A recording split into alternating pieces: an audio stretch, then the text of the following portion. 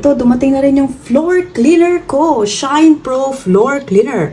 Sabi dito, mosquito repellent daw siya, cleansing, fragrance, antibacterial, and nursing. Let's see if it is effective, no? Pero talagang gumagamit ako ng floor cleaner. Kasi nga naman, kahit ito ay hindi naman sahig na kahoy, at least needed pa rin nila na malinisan. Na mabango, supposedly. Oh, diba?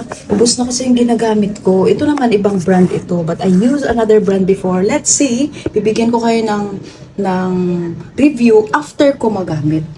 Tumapit on my floor na. And it's true. Ayan, oh, shiny. And guys, mabango.